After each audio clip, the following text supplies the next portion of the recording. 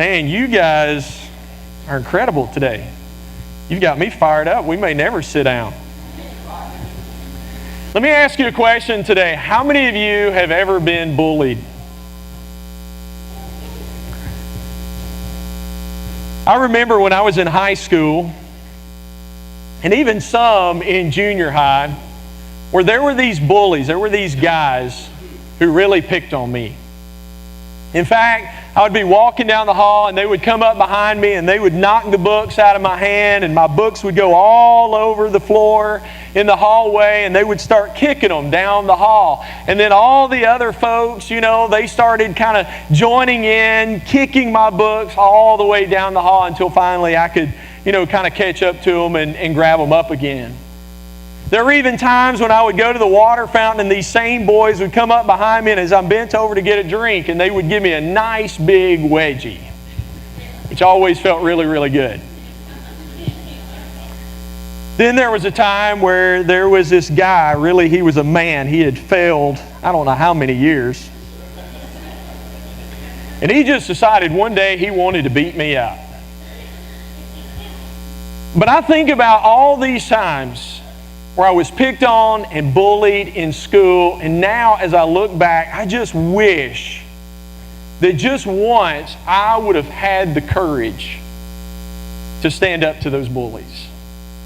One of my favorite stories, and you guys have probably heard this story too, there was this truck driver who pulled up to an not an all-you-could-eat, but an all-night diner in Nebraska. And he walks in and sits down, waitress comes to his table, and he orders a hamburger and fries and coffee.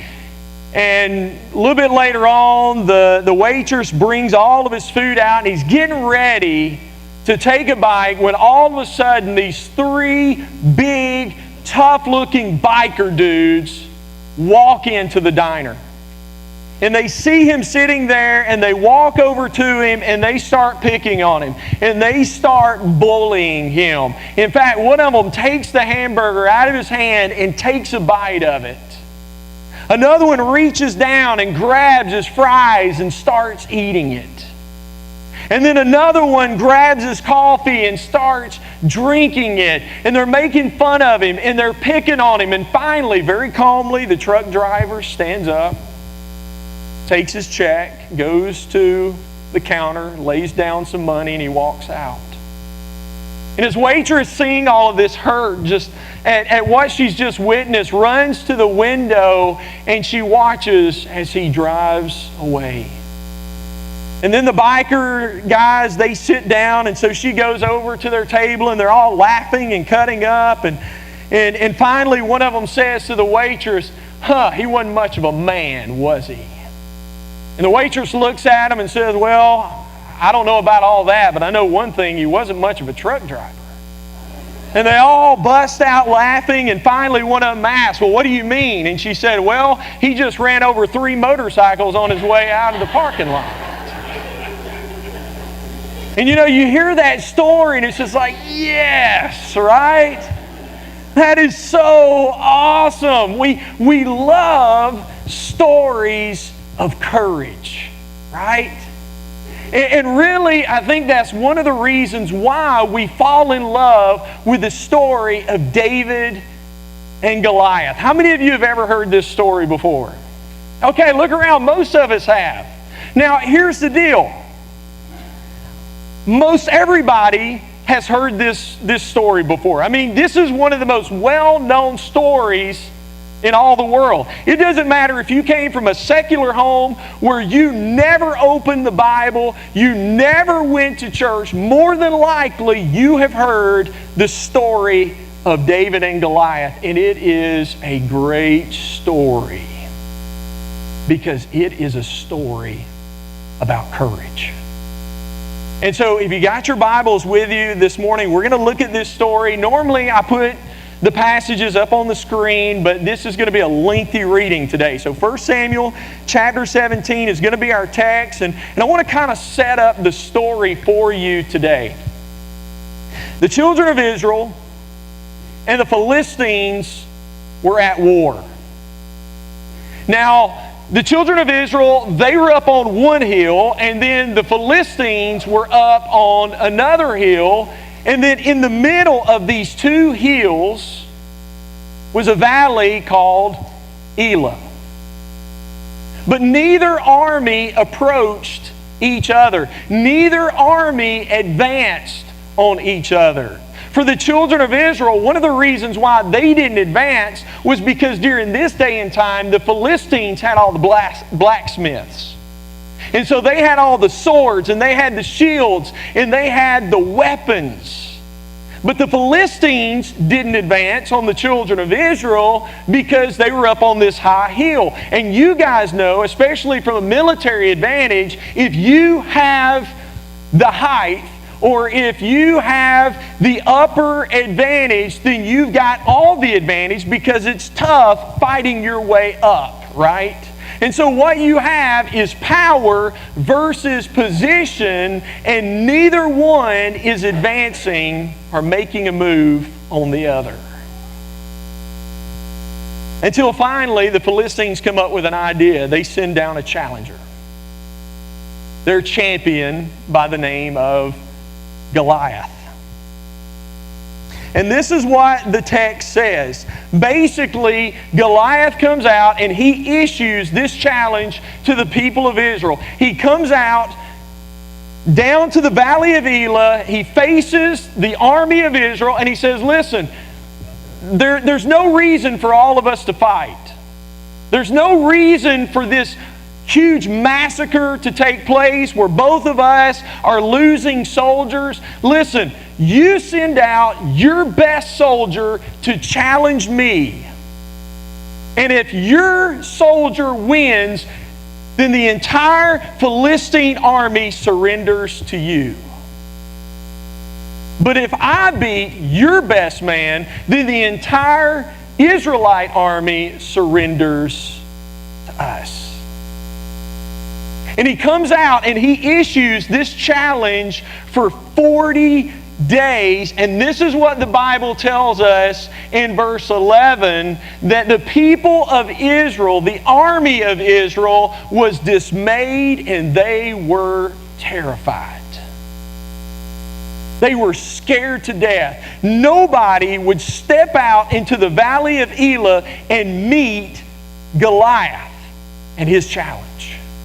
Now, let me kind of explain why. If you go back to verse 4, what you began to read is that Goliath was a giant. The Bible tells us that he was 6 cubits and a span. Now, scholars don't know exactly how big that was, but most scholars agree that Goliath was somewhere between 9'6" and 9'9". In other words, he was nearly 10 feet tall. Come here, Mason.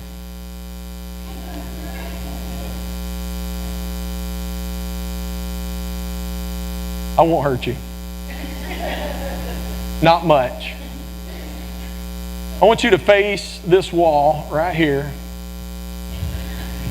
And some of y'all probably been wondering, what is this orange dot right there? That would have been about the size of Goliath. And the reason I chose Mason, and we're going to get into this in just a few minutes, is because more than likely David was a teenager. He might have been about your size because David was kind of a short guy.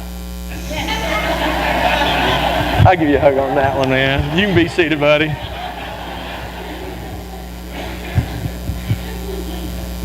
I say that because David would have been a Jew. And of course, Jews are not known to be really tall, and so more than likely he would have been very, very small. But this guy was really tall.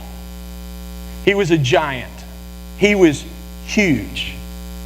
But not only that, he was also very strong. If you look at verse 5, it says that he wore a helmet of bronze and he wore a coat of mail that weighed 5 6,000 shekels, which would have been somewhere between 150 to 200 pounds.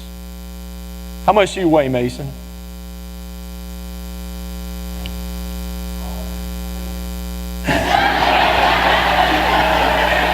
Hey, we're going to roll with that, okay? We're going to roll with that. In other words, just his helmet and his coat of mail would have weighed about what Mason weighs. In other words, it would have been like him carrying around a mason on his back. And so this guy was incredibly strong. I mean, he was big and he was strong, and he had the armor and he had the weapons to go with it. A helmet of bronze, a coat of mail, he had bronze leggings, and then you get to the part to where it talks about his spear in verse 7, and it says that it was as thick as a weaver's beam. I don't have time to explain what a weaver's beam is. Just know that what the Bible is trying to get across us here is his spear was thick and it was heavy. In fact, just the head of this spear weighed 600 shekels, which most scholars agree would have been somewhere around 15 to 20 pounds. This is 15 pounds. Zion, come here, buddy.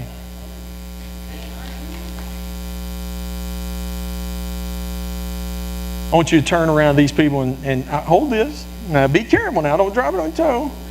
I have one in. Is that pretty heavy? Yes. Just start pumping that thing for me, man. Show me your muscles. No, you got to go all the way down, brother. You're cheating. Is that pretty heavy? Yeah. You think that'd be hard to throw? Yes. Absolutely. This thing, if you want to know what 15 pounds feels like, this thing is solid and it's heavy. My wife put this in my hands this morning. I nearly dropped it. And this would have been just the head of that spear. And so you imagine the amount of strength and power that it would have taken for this guy to be able to throw something like that. He was huge. He was a beast. And I guarantee you, we have never probably today seen anything like Goliath.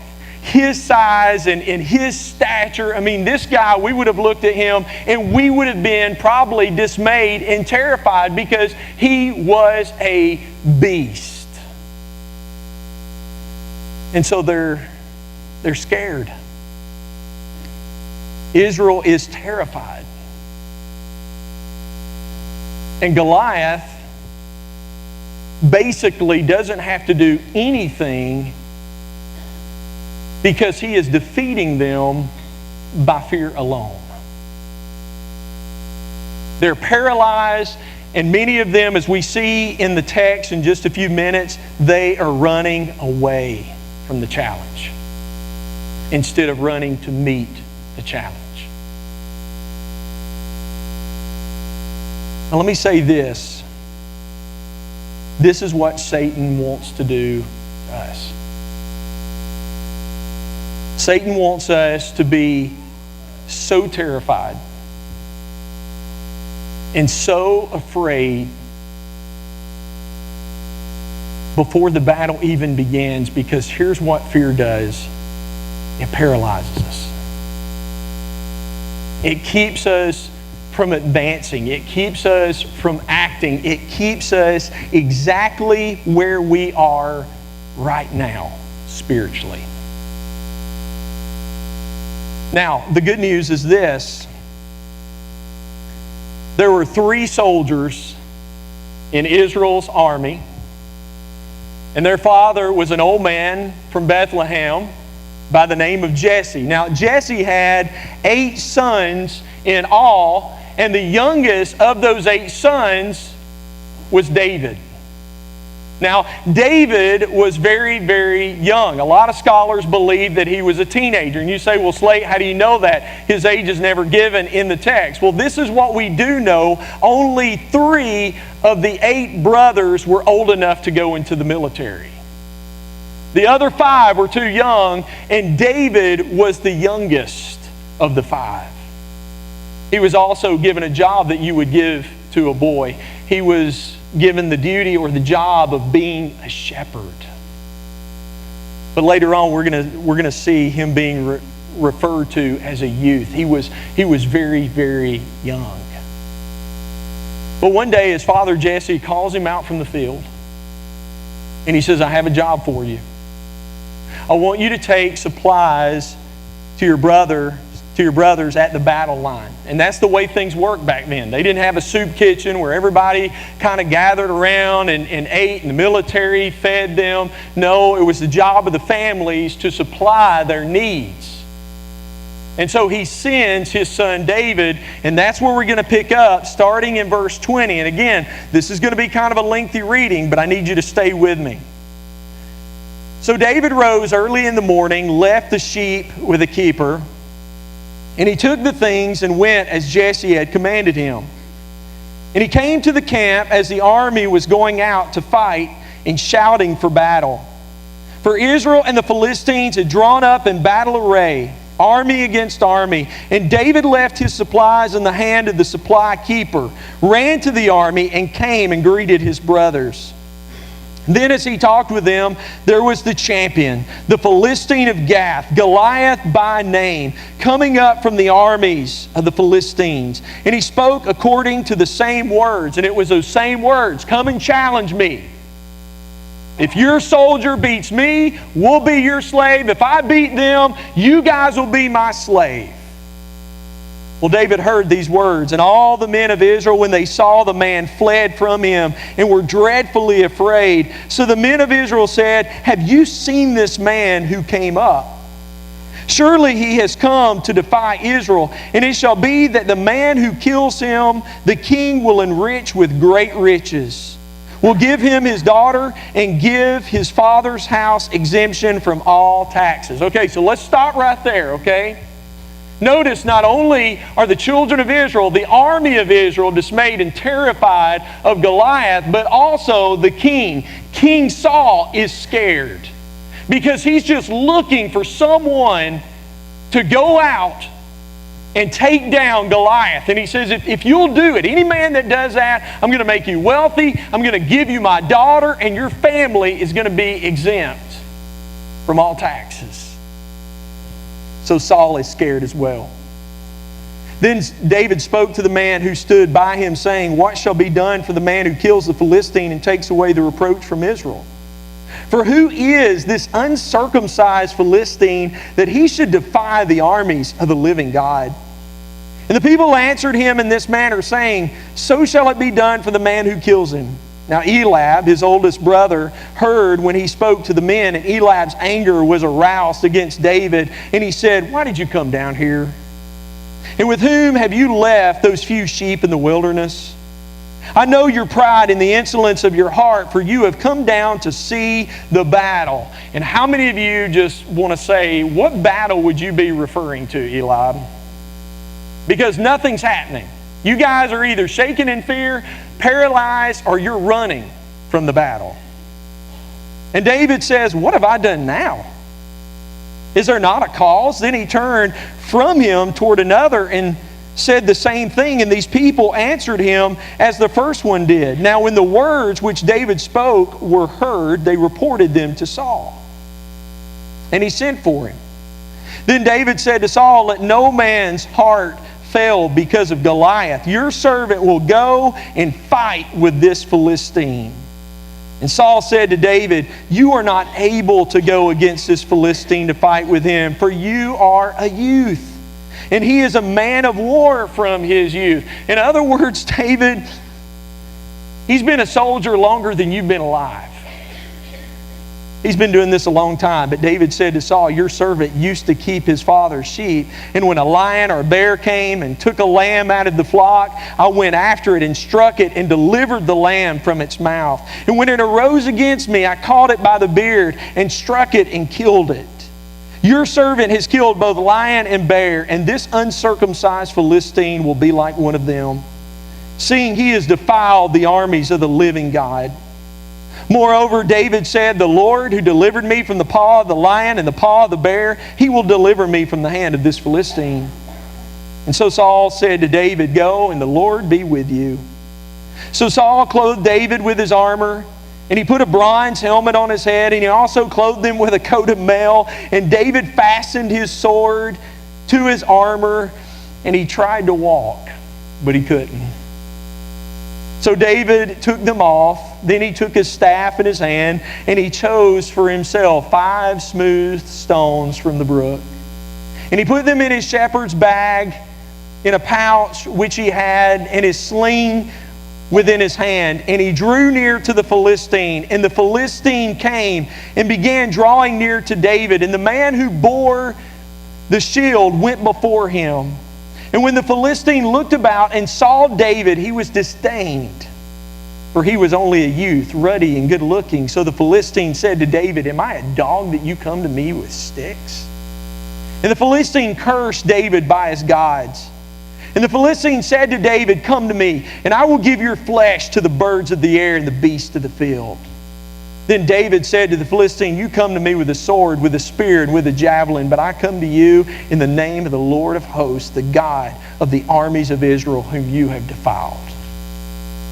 This day the Lord will deliver you into my hand, and I will strike you, and I will take your head from you.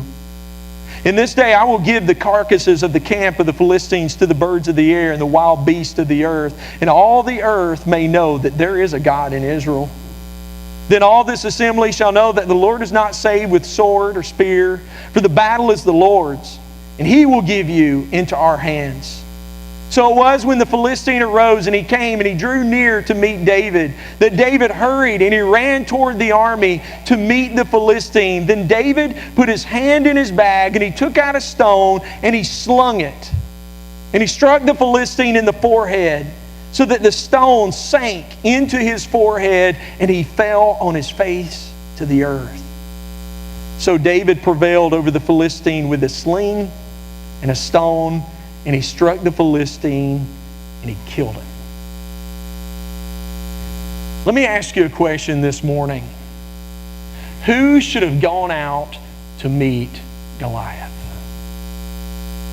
Who should have been the one to go out and face this challenge? If you go back to chapter 9, you will learn that there was someone in Israel who was taller than everyone else. In fact, he was a head taller than everyone else. You know who it was? Saul. King Saul. Saul, he should have been the one who went out to face this challenger. He should have been the one to go out and take on Goliath, but instead, he stayed put, trembling in fear. He was scared. Again, that's why he was trying to pay someone. If somebody will just do this, I'll give them great wealth, I'll give them my daughter, whatever it takes, exemption from taxes. If someone will just go out there and meet this giant and kill him. And so here's what the Bible says. Saul was scared. The army of Israel was scared. And so every day, this was their routine. They would dress up, they would line up, and they would stay put. Because they were terrified. Let me ask you a question this morning as Christians. As a church, do we have the courage to act? Do we have the courage to face our challenges? And some of them are giants. Do we have the courage to hit them head on? Because here's the deal, there are going to be challenges in our lives. There are going to be giants that all of us are going to face. Because here's the deal, and you guys know I'm telling you the truth, there is a very real enemy, right? And he is hostile. And we are going to have to come face to face with him. And so the question is, what are we going to do? How are we going to respond? Are we going to tremble in fear? Are we going to act with courage? Think about some of the challenges that you face. Some of you right now may be facing the challenge of a rocky marriage. I mean, you would love for it to be better, but right now your marriage is just not going well. Maybe it hasn't gone well for years.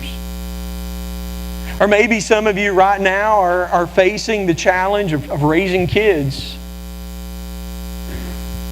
You know, maybe your kids are getting into trouble, or maybe your kids have decided, you know, they just don't want to live for the Lord.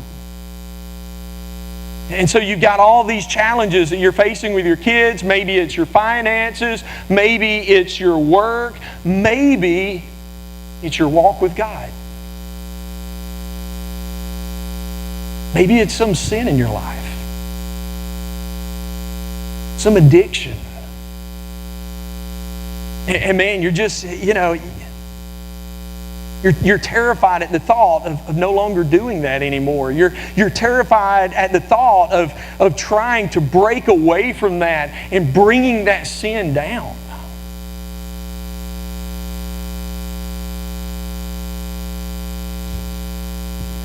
Think about David. He sees Goliath. And what I really think is cool, and I don't know if you noticed this or not, but he never referred to him as a giant. Everybody else did, right? Everybody else is looking at his size and his build and his weapons, but David doesn't. He never once refers to him as a giant. Look at verse 26. This is how he refers to Goliath. He calls him an uncircumcised what? Philistine. In other words, with David, size, armor was not a factor. Because he knew who was with him.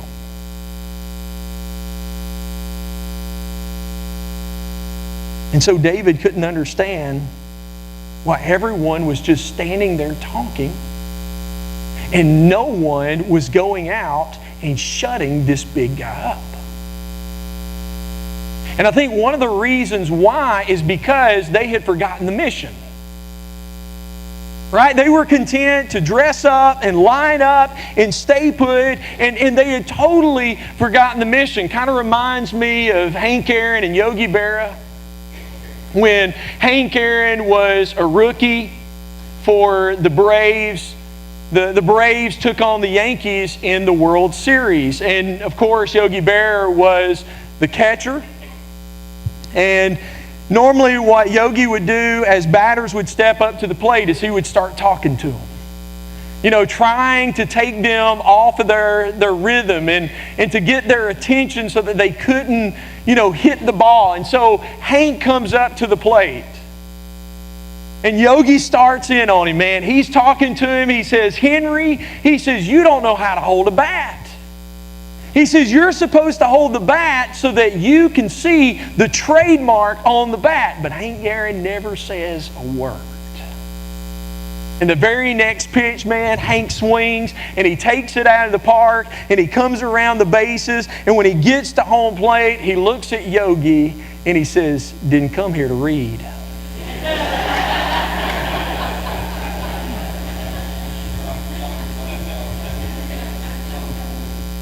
The people of Israel had forgotten the mission. And the mission was to win the war.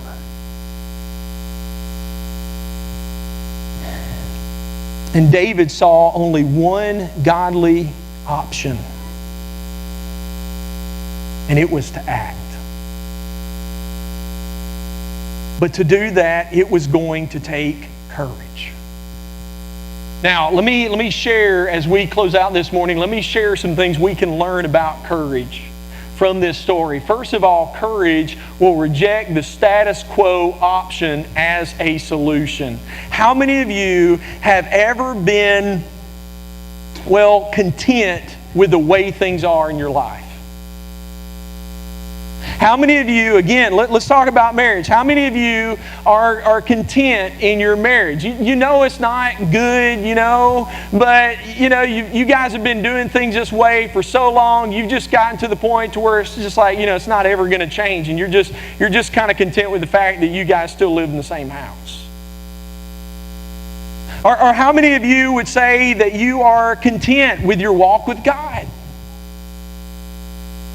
Or again, going back and looking at some sin. It may be that for some of you, maybe, you've got some addiction or some sin in your life. And, just the thought of trying to break away from that or change that. And, you've been doing it for so long. You're just kind of content to stay where you are. To try and break away from that, it's going to be really hard. And I don't know exactly what's going to happen if I try and break away from this sin in my life. And so you're just kind of content to stay where you are. It may be that you've even thought, as you looked at some of these gigantic challenges in your life, you started to think, what can I really do about it? Isn't that the same thing that was going through the army of Israel's minds? What can we do about this? Look at this guy. He's massive. He is huge. And so they were terrified, and they were content to stay exactly where they are. Now, let me say this. David's greatest obstacle was not the size of the challenge, but the puny faith of those in his camp. And what I mean by that is he's surrounded by contentment. He's surrounded by people who were okay with where they are, with dressing up and lining up and staying put. And so you imagine how discouraging that would be. Here is David among these men. 3 of them his brothers. Maybe he even looked up to them, and they're scared to death. They had no faith. But one of the brothers even criticized him for his spirit of courage. What are you doing here, David? Where are those few sheep that you were taking care of in the field? I know why you're here. It's all about your pride. And let me tell you something. There's always going to be those people who are going to challenge your heart of courage. There are always going to be people around you who are going to stay put and they're content exactly with where they are. And they may even encourage you to stay where you are. You think about Saul, right? David goes to King Saul and he says, "Look, Saul, I want to take on this giant." And Saul looks at him and he says, King David, or David, you can't take him on. You're nothing but a youth. Stay put. This guy's been a champion longer than you've been alive. And there's always going to be those people to keep you where you are.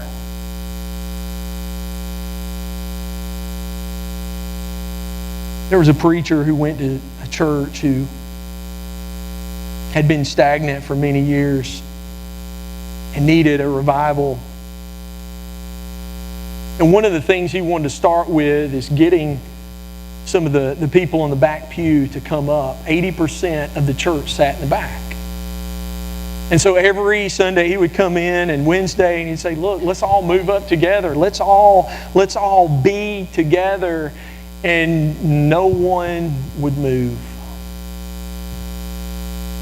And so the preacher said, how am I supposed to get these people to go out into the world if I can't even get them to move up a few pews? You see, the stagnant faith of others can become stagnant for the courageous of heart. It can be a discouragement for the courage of heart. But then also, let me mention this, courage will inject the God factor into the equation. We touched on this just a little bit last week, but let me tell you what the God factor is not. It's not catchy phrases.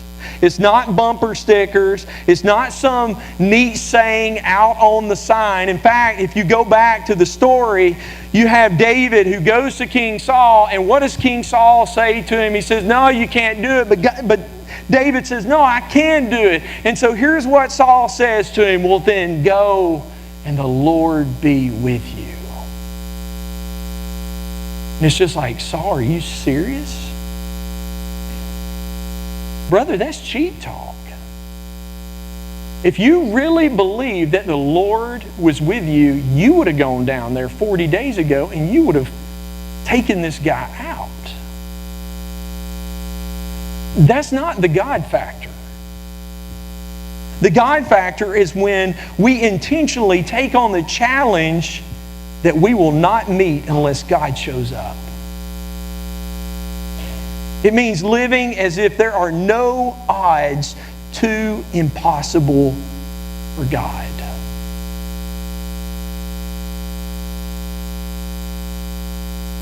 Well, David goes out to meet the challenger. And in verses 45 through 46, this is what he says to Goliath. You come to me with a sword, with a spear, and with a javelin, but I come to you in the name of the Lord of hosts, the God of the armies of Israel, whom you have defiled. This day the Lord will what, church? Let's say it on the count of three. The Lord will what, church? 1, 2, 3. Deliver you into my hands. Do you see what David is doing? The battle hasn't even begun and he's already claiming victory. Are you with me?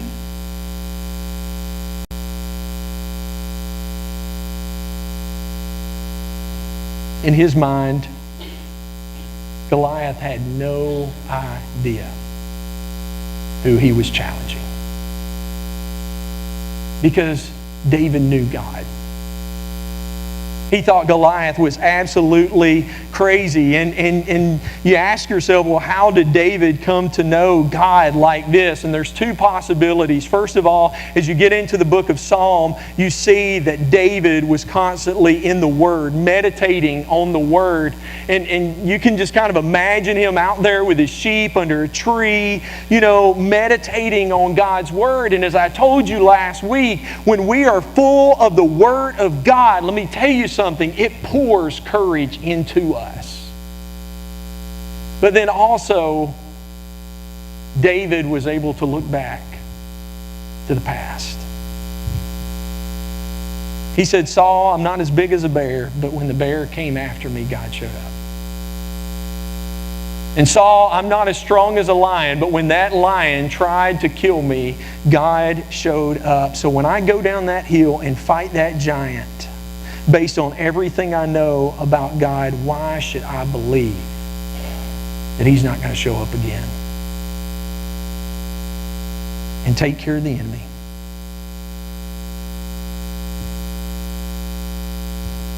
You see, the giant Goliath was dwarfed by David's gigantic faith. He trusted and he believed in God. And that's what real courage does. It injects God into any and every situation, even when the enemy surrounds us. And let me tell you, at times, the enemy will surround us. And the enemy will be big. And the enemy will be strong. But we have to trust in the Lord. and know that He's with us. In fact, one of the things that I love about this story that is so cool is have you ever thought about why David picked up 5 stones? You think it was because he thought he was going to miss? I don't believe so. If you look at 2 Samuel chapter 21, verses 19 through 22, we learn that, guess what? Goliath had 4 giant brothers. I believe with all my heart that David thought, when I take down Goliath, his brothers are going to probably come after me, and I'll take them out too. And eventually he does.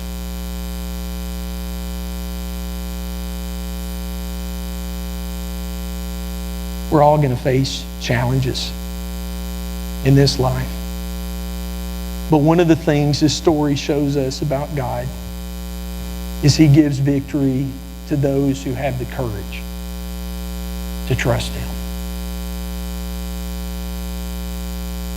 Daryl's going to come and lead us in some songs. And I hope today you'll have the courage to worship God. He is truly awesome. And He is present with us today.